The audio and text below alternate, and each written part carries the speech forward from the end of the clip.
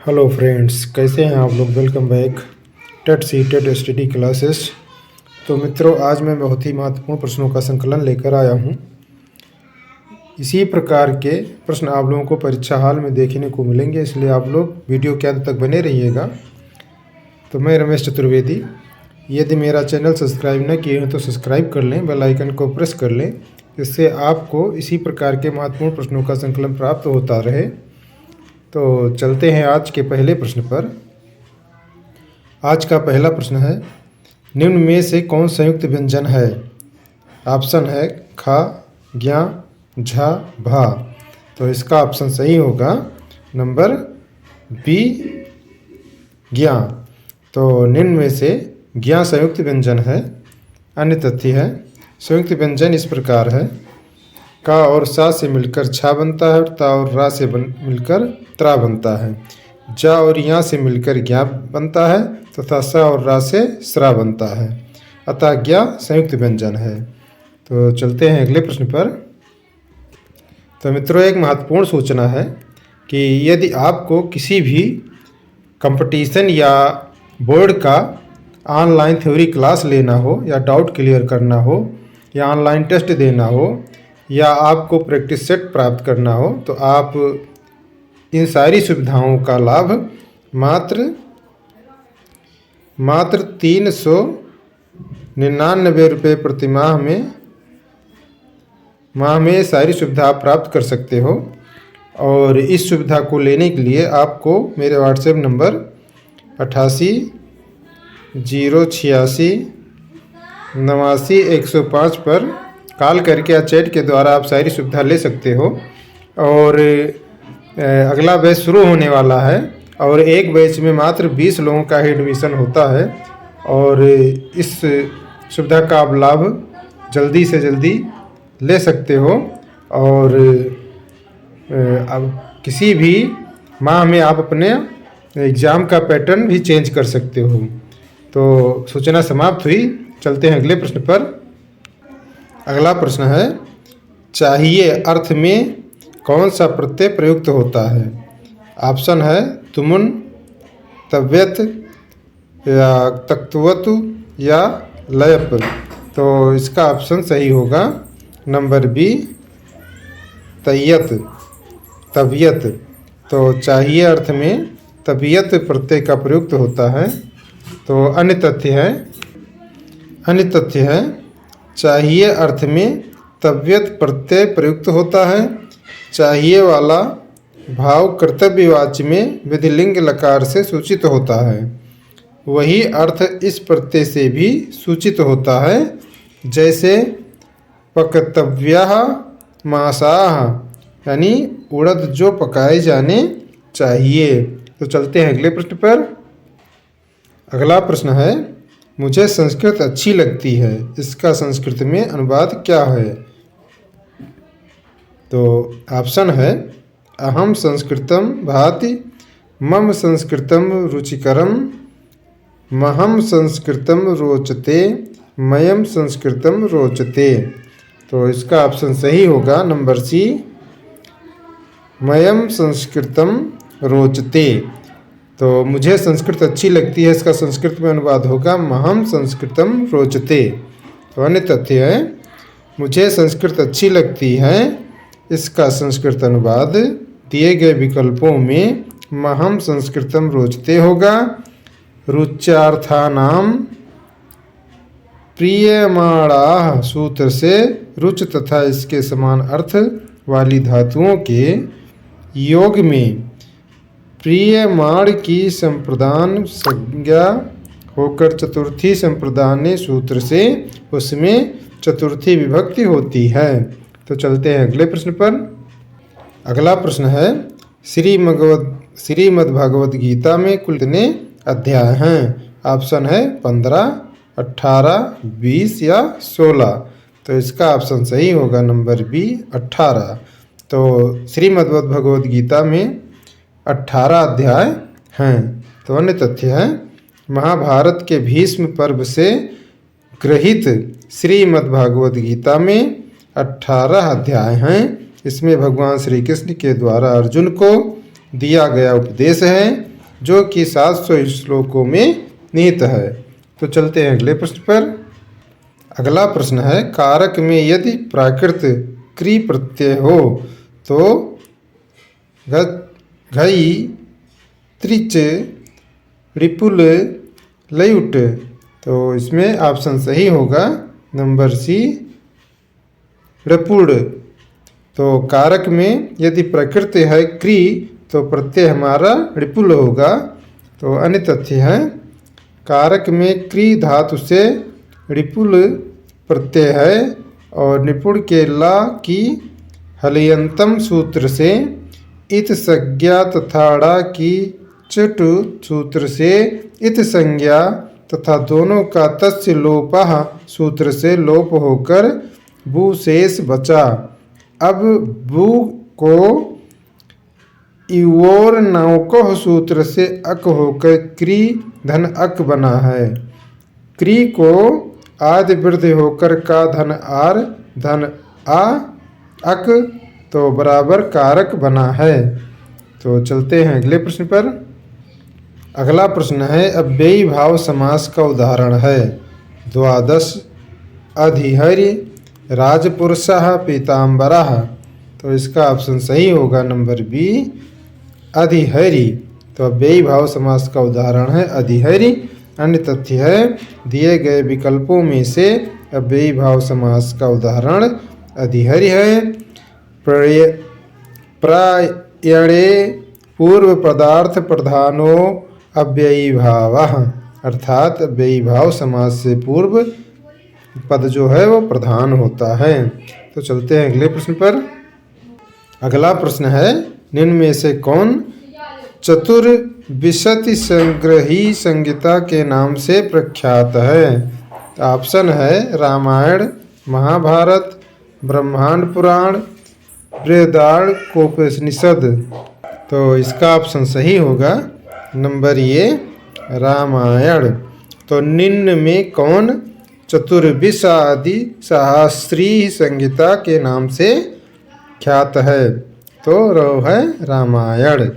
तो अन्य तथ्य है, रामायण में 24,000 श्लोक हैं, इस कारण ही यह चतुर्विंशति सहस्री संहिता कहलाती है।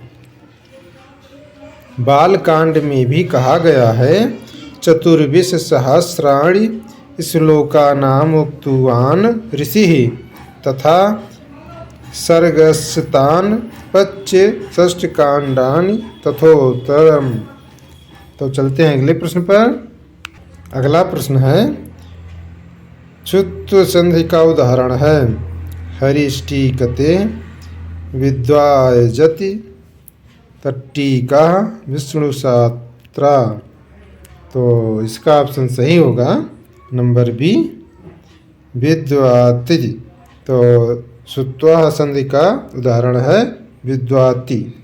तो अन्य तथ्य है, विद्वान धन जयति बराबर विद्वा जयति। तो यह क्षुब्ध का उदाहरण है।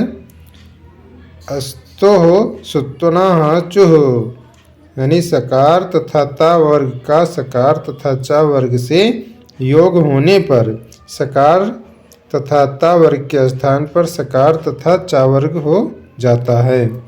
तो चलते हैं अगले प्रश्न पर। अगला प्रश्न है, संस्कृत साहित्य में किस कवि की रचना को विद्वंसम कहा गया है? ऑप्शन है भारवी, भास, कालिदास, श्रीहर्ष। तो इसका ऑप्शन सही होगा नंबर डी, श्रीहर्ष। तो संस्कृत साहित्य में श्रीहर्ष कवि की रचना को विद्वंसम कहा गया है। तो अन्य तथ्य हैं, संस्कृत साहित्य में श्रीहर्ष कवि की रचना नैषधीय चरितम महाकाव्य को विद्वानों के लिए औषधि कहा गया है। नैषधम विदौषधम। तो चलते हैं अगले प्रश्न पर। अगला प्रश्न गणित से संबंधित है। तो अगला प्रश्न है, एक खंभे का 4/7 भाग कीचड़ में धंसा है। जब धंसे हुए का 1/3 भाग खींचा जाता है तो पाया गया कि 8 मीटर माप का खंभा अभी भी कीचड़ में है। खंभे की पूरी लंबाई क्या होगी? तो ऑप्शन है 21 मीटर, 25 मीटर, 30 मीटर या 12 मीटर। तो इसका ऑप्शन सही होगा नंबर ये 21 मीटर। तो इसका हल देख लेते हैं। तो माना खंभे की लंबाई x मीटर है, कीचड़ में धंसा भाग 4/7 x होगा, है ना। चूँकि 4/7 भाग कीचड़ में धंसा है तो इसलिए कीचड़ में धंसा भाग 4/7 x होगा, चूँकि पूरी लंबाई का 4/7 है। तो प्रश्नानुसार 4/7 x माइनस 4/7 x गुणे 1/3 तो बराबर 8 के होगा, चूँकि 8 मीटर माप खंभा अभी भी कीचड़ में धंसा हुआ है। तो जब पूरी ये 4/7 पूरे का इस भाग में से 4/7 x गुणे 1/3 भाग बाहर जो खींचा गया है उसको जब घटा देंगे, यानी पूरा जितना धंसा हुआ है उसमें से जितना भाग बाहर निकला उतने भाग को आप जब घटा देंगे तो 8 जो है 8 मीटर हमारा भाग के बराबर होगा। तो घटा के 8 के बराबर होगा। तो उसके बाद में फिर इसको हल करेंगे तो 4x जब गुणा करेंगे तो 4x/7 माइनस 4x/7 21 बराबर 8 होगा। तो ये हमारा समीकरण हो गया। अब उसके बाद में इसका लासा 21 ले लेंगे तो 4 3 12x हो गया और 21 51 21 तो 4x हो गया लासा लेने के बाद में। फिर उसके बाद में इसको जब घटाएंगे तो 12x में से 4x घटाएंगे तो 8 4 12 तो 8 बच गया। 8 तो यहाँ बराबर है ही, 8 यहाँ बराबर है ही। तो उसके बाद में इसको घटाएंगे, 12 में से 4 घटाएंगे तो यहाँ बचेगा 8 और उसके बाद में 21 है ना। तो ये 21 को यहाँ ले आएंगे 8 के बगल में तो 8 गुणे 21 हो गया। तो 12 माइनस 4x ये दिया हुआ ही है यहाँ। उसके बाद बराबर 8 में ये 21 को यहाँ गुणा कर देंगे तो 8 गुणे 21 हो गया। अब उसके बाद में 12x में से 4x घटाएंगे तो 8 4 12 8 और उसके बाद में जब x बराबर लेंगे तो 8 इसके बटे हो जाएगा तो 8 8 कट जाएगा, 21 मीटर बचेगा। तो 21 मीटर हमारा बचेगा, यही होगा आंसर। तो चलते हैं अगले प्रश्न पर। तो ये जिन मित्रों को मैथ समझ में नहीं आ रहा हो वो स्टेप बाय स्टेप मैथ समझने के लिए मेरा ऑनलाइन थ्योरी क्लास ले सकते हैं। तो अगला प्रश्न है, ये और भी किसी काम को 12 दिन में कर सकते हैं, बी और सी उसी काम को 15 दिन में तथा सी और ये उसी काम को 20 दिन में कर सकते हैं। तो ये अकेले उसी काम को कितने दिन में पूरा करेगा? तो ऑप्शन है 10 दिन, 20 दिन, 30 दिन या 40 दिन। तो इसका ऑप्शन सही होगा नंबर सी 30 दिन। तो इसका हल देख लेते हैं। तो ये प्लस बी प्लस सी द्वारा किया गया काम पहले लिख लेंगे। तो ये 2 गुणे यल बटे तो यल बटे ए, फिर प्लस यल बटे बी, फिर प्लस यल बटे सी। तो ये तीनों का काम पहले ले लेंगे जहाँ यल बराबर एलसीएम है। तो उसके बाद में फिर मान रखेंगे तो 2 है और यल हमारा है 60, यल हमारा 60 है।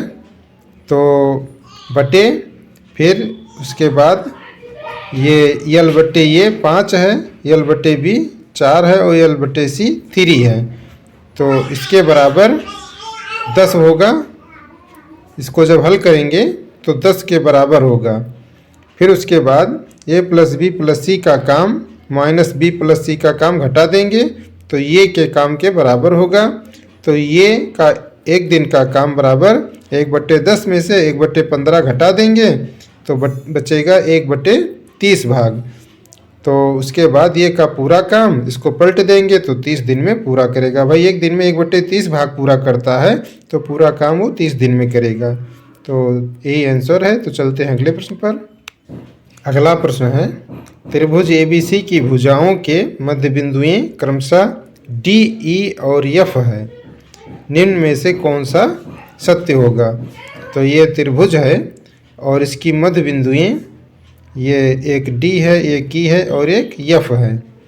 तो ऑप्शन है त्रिभुज DEF का क्षेत्रफल बराबर त्रिभुज ABC के क्षेत्रफल के बराबर होगा कि त्रिभुज DEF का क्षेत्रफल बराबर 1/2 त्रिभुज ABC का क्षेत्रफल होगा कि त्रिभुज DEF का क्षेत्रफल बराबर 1/3 त्रिभुज ABC का क्षेत्रफल होगा कि त्रिभुज DEF का क्षेत्रफल बराबर 1/4 त्रिभुज ABC का क्षेत्रफल होगा। तो इसका ऑप्शन सही होगा नंबर डी, त्रिभुज DEF का क्षेत्रफल बराबर 1/4 त्रिभुज ABC का क्षेत्रफल के बराबर होगा। यानी कि यह ABC के क्षेत्रफल का 1/4 भाग त्रिभुज DE और F के बराबर होगा। तो अन्य तथ्य देख लेते हैं, इसका हल भी देख लें। तो यदि क्रमशः मध्य बिंदु DEF है तो त्रिभुज का क्षेत्रफल मूल त्रिभुज ABC में क्षेत्रफल का चौथाई होगा। त्रिभुज DEF का क्षेत्रफल बराबर 1/4 त्रिभुज ABC के क्षेत्रफल के बराबर होगा जब इसको निकालेंगे। तो चलते हैं अगले प्रश्न पर। अगला प्रश्न है, यदि दो संख्याओं का अंतर तथा गुणनफल क्रमशः 5 और 36 हो तो उनके व्युत्क्रमों का अंतर क्या होगा? तो ऑप्शन है 5/36, 31/36, 5/9 और 9/5। तो इसका ऑप्शन सही होगा नंबर ये 5/36। तो इसका हल देख लेते हैं। तो हल है, माना ये संख्याएं x और y हैं तो x - y बराबर 5 ये फर्स्ट समीकरण होगा और x y बराबर 36 से सेकंड समीकरण होगा। चूँकि प्रथम शर्तानुसार दो संख्याओं का अंतर जो है वो 5 है तो x - y बराबर 5 होगा और दूसरे शर्तानुसार दोनों संख्याओं का गुणनफल जो है वो 36 है तो इसलिए x y बराबर 36 होगा। तो फर्स्ट समीकरण और ये सेकंड समीकरण। तो फर्स्ट और सेकंड समीकरण को जब हल करेंगे तो फर्स्ट समीकरण से x बराबर 5 + y पक्षांतर करेंगे जब होगा x बराबर। तो अब समीकरण सेकंड में ये x बराबर 5 + y का मान रख देंगे तो 5x + y और इंटू y बराबर 36 होगा। अब इसको गुणा कर लेंगे ब्रैकेट खोल करके तो 5y + y² होगा बराबर माइनस, इसको यहाँ पक्षांतर करेंगे तो -36 बराबर इधर 0 बचेगा। अब y² + 5y - 36 बराबर 0, ये हमारा गुणनखंड हो गया। अब उसके बाद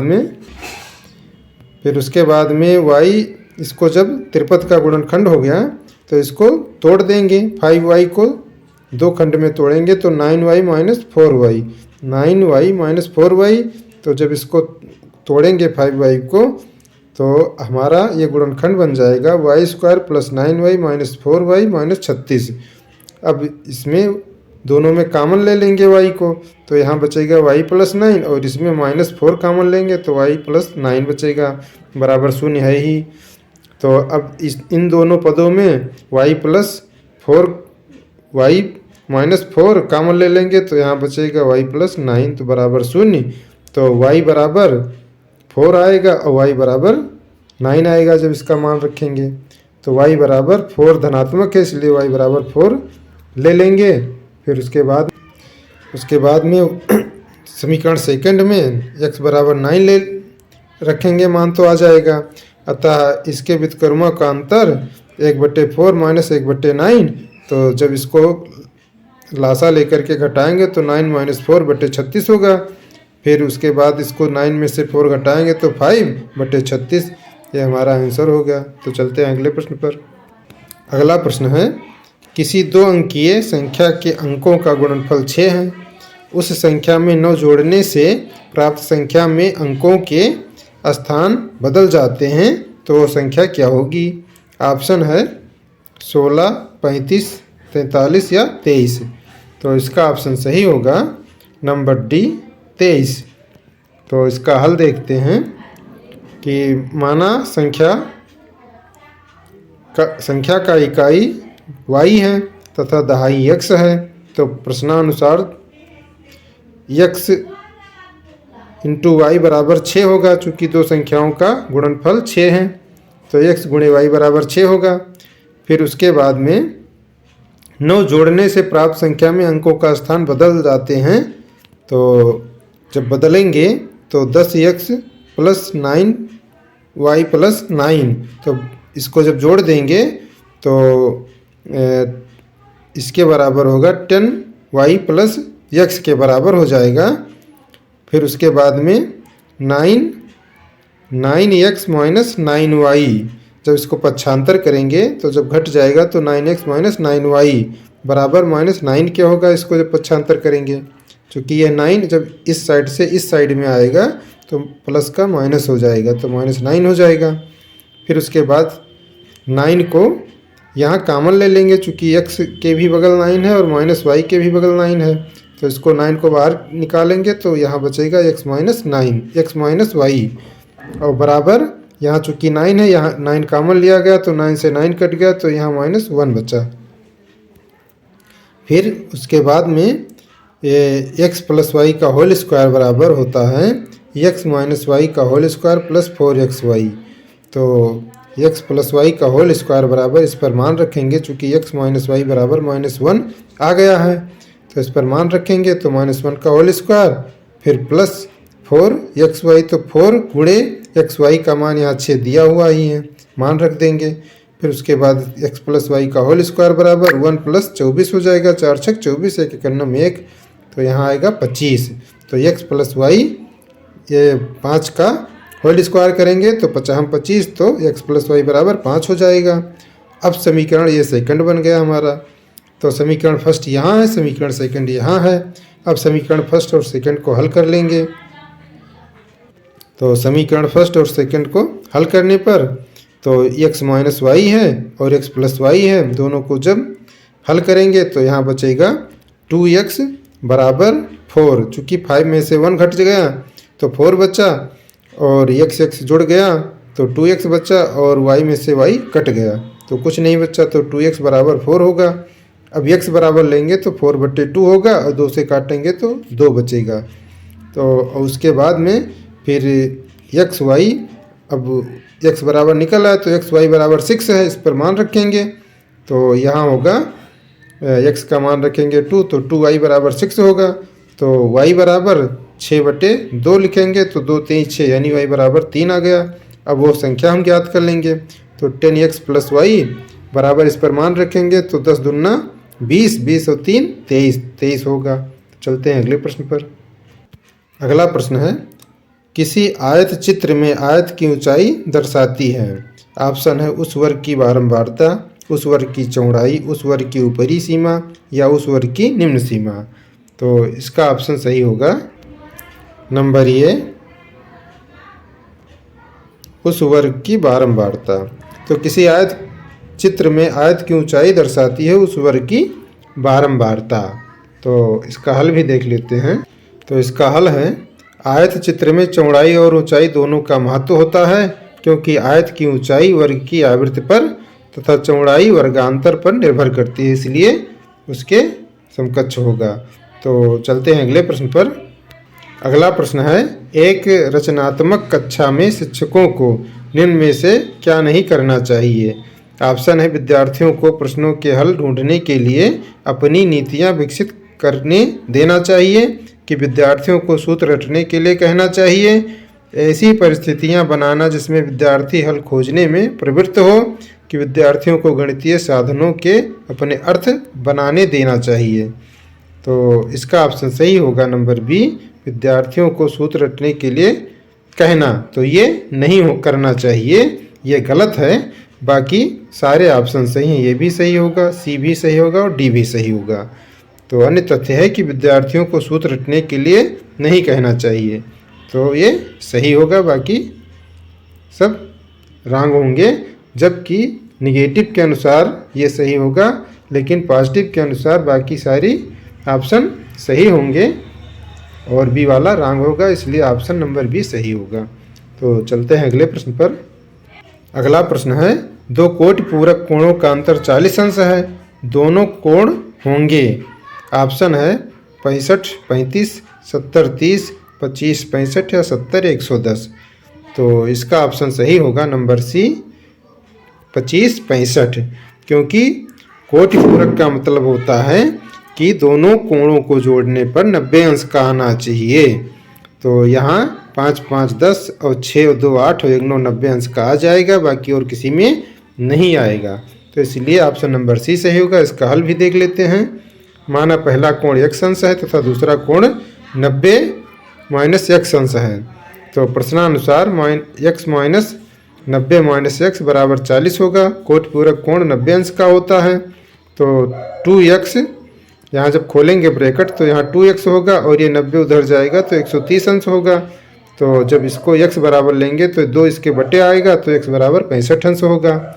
फिर दूसरा कोण 90 माइनस x बराबर इसमें मान रखेंगे तो 90 माइनस x का मान 65 रखेंगे, तो जब घटाएंगे तो ये 25 अंश होगा।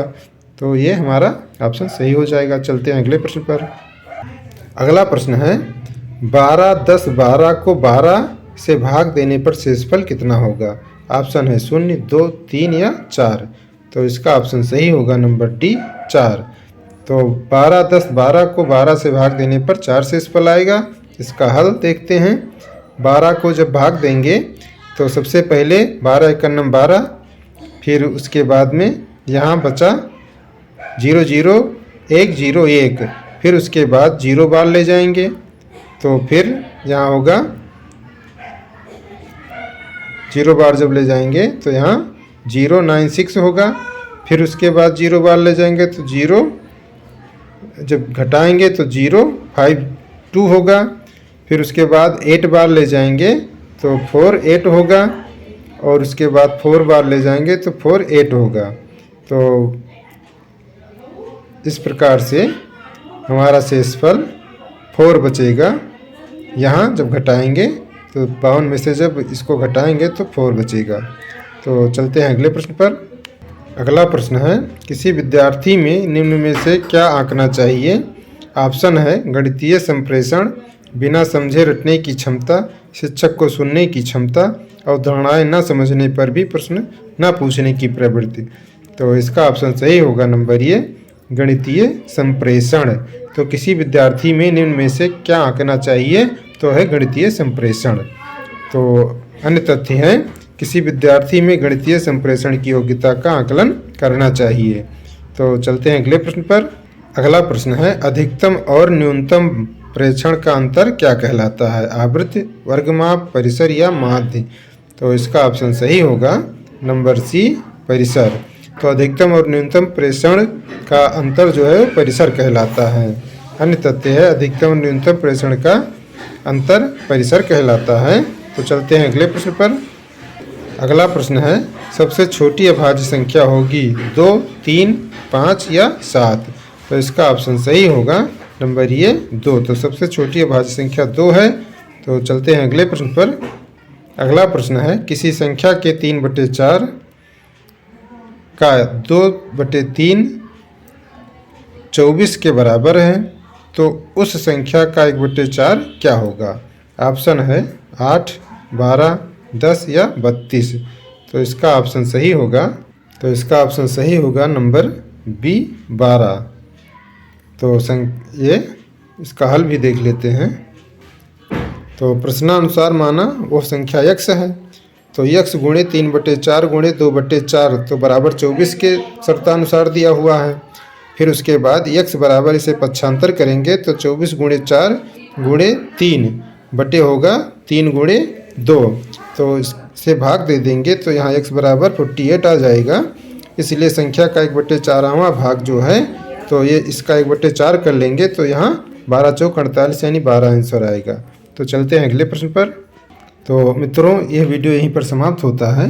ये वीडियो कैसा लगा कमेंट बॉक्स में ज़रूर लिखिएगा। यदि अच्छा लगा तो लाइक शेयर भी ज़रूर कीजिए और प्रश्नों को लिखा करो, क्योंकि लिखने से जल्दी याद हो जाते हैं। और अपने डेली लाइफ में कोई ना कोई टारगेट ज़रूर रखिए और उसे पूरा करने का भरसक प्रयास कीजिए, जिससे आपकी लाइफ ऑटोमेटिकली अच्छी हो जाएगी। अपनी तैयारी करते रहिए। मिलेंगे अगले वीडियो में। बहुत बहुत धन्यवाद।